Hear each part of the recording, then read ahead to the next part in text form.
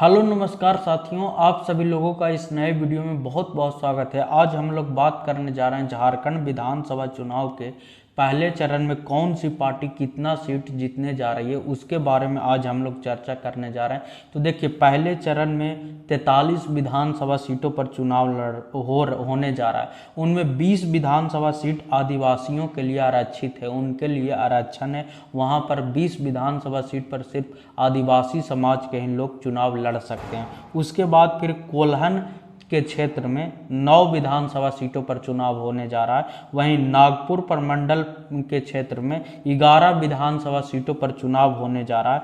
इनमें 333 प्रत्याशी निर्दलीय भी चुनाव लड़ रहे हैं, किसी भी पार्टी से नहीं है। वैसे 333 प्रत्याशी चुनाव लड़ रहे हैं। अगर हम लोग बात करें दक्षिणी छोटा नागपुर प्रमंडल के बारे में, तो यहाँ पर 13 सीटों पर पहले चरण में विधानसभा का चुनाव होने जा रहा है। इनमें एनडीए यानी कि बीजेपी गठबंधन 5 से 7 सीट जीत सकती है 13 सीटों में। वहीं बीजेपी 4 से 6 सीट जीत सकती है। वहीं आजसू 0 से 1 सीट जीत सकती है। वहीं उसके बाद अगर हम लोग करें इंडिया गठबंधन के बारे में, यानी कि जेएमएम कांग्रेस गठबंधन के बारे में, तो वो 4 से 6 सीट जीत सकती है। वहीं जेएमएम झारखंड मुक्ति मोर्चा 3 से 4 सीट जीत सकती है और वहाँ कांग्रेस 0 से 2 सीट जीत सकती है। उसके बाद अगर हम लोग बात करें 2019 के रिजल्ट के बारे में, तो देखिए इन 13 सीटों पर एनडीए 5 सीट पर चुनाव जीती थी और वहीं इंडिया गठबंधन 8 सीटों पर चुनाव जीती थी।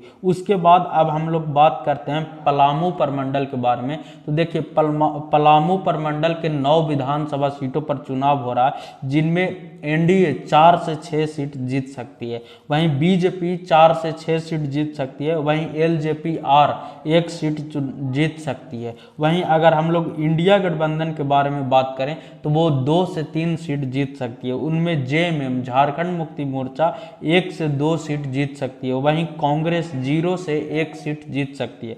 वहीं आरजेडी 0 से 1 सीट जीत सकती है। वहीं अगर हम लोग 2019 का रिजल्ट के बारे में बात करें तो एनडीए यहाँ पर 5 सीट जीती थी। वहीं इंडिया गठबंधन 3 सीट जीती थी और निर्दलीय 1 सीट जीता था। उसके बाद अगर हम लोग बात करें उत्तरी छोटा नागपुर प्रमंडल के बारे में, तो यहाँ 7 सीटों पर विधानसभा का चुनाव हो रहा है।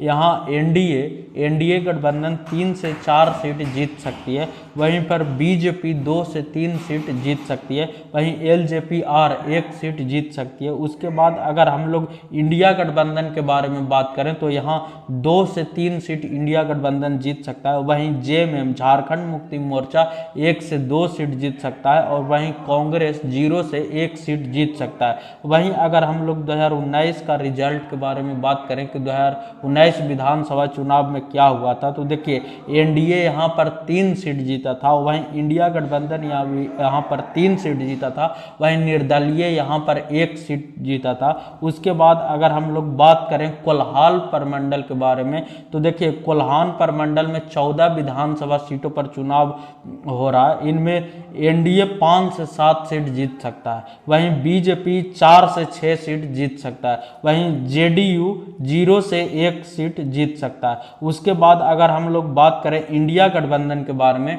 तो इंडिया गठबंधन 6 से 7 सीट यहाँ पर कोल्हान प्रमंडल में जीत सकता है। वहीं जेएमएम झारखंड मुक्ति मोर्चा 6 से 7 सीट जीत सकता है। वहीं हम लोग 2019 के रिजल्ट के बारे में बात करें तो यहाँ पर इंडिया गठबंधन 13 विधानसभा सीट जीती थी और ये निर्दलीय 1 विधानसभा सीट पर निर्दलीय चुनाव जीता था। अगर हम लोग ओवरऑल टैली की बात करें तो देखिए एनडीए 16 से 24 सीट जीत सकता है पहला चरण में। उनमें बीजेपी 14 से 21 सीट जीत सकता है। वहीं जेडीयू 0 से 1 सीट जीत सकता है। वहीं आजसू 0 से 1 सीट जीत सकता है। वहीं एलजेपी 0 से 1 सीट जीत सकता है। वहीं अगर हम लोग इंडिया गठबंधन के बारे में बात करें तो देखिए इंडिया गठबंधन 14 से 19 विधानसभा सीट पर जीत सकता है। उनमें जेएमएम झारखंड मुक्ति मोर्चा 11 से 15 विधानसभा सीट पर चुनाव जीत सकती है।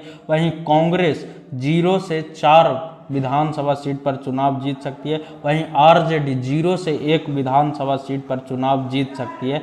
कोल्हान में 2 विधानसभा सीट, उसके बाद फिर उत्तरी छोटा नागपुर में 2 विधानसभा सीट, फिर दक्षिणी छोटा नागपुर में 4 विधानसभा सीट और पलामू में 3 विधानसभा सीट पर बहुत कांटे की टक्कर है। यहाँ कहना बहुत मुश्किल है कि कौन चुनाव जीत सकता है, वो तो रिजल्ट यानी कि परिणाम के बाद ही पता चलेगा। उसके बाद अब हम लोग बात करते हैं कि पहले चरण में कौन कौन बड़े चेहरे चुनाव लड़ रहे हैं। तो देखिए सबसे बड़े चेहरे तो चंपाई सोरेन जो पूर्व मुख्यमंत्री थे, वो सरायकेला विधानसभा सीट से चुनाव लड़ रहे हैं। उसके बाद फिर महुआ माझी जो राज्यसभा सांसद हैं, वो रांची विधानसभा सीट से चुनाव लड़ रहे हैं। वहीं उसके बाद फिर रमेश्वर उरांव वो वित्त मंत्री हैं और वो लोहरदगा विधानसभा सीट से चुनाव लड़ रहे हैं। उसके बाद फिर सरयू राय जो कि जमशेदपुर पश्चिमी विधानसभा सीट से चुनाव लड़ रहे हैं। तो ऐसी जानकारी के लिए हमारे चैनल को सब्सक्राइब करें। बहुत बहुत धन्यवाद।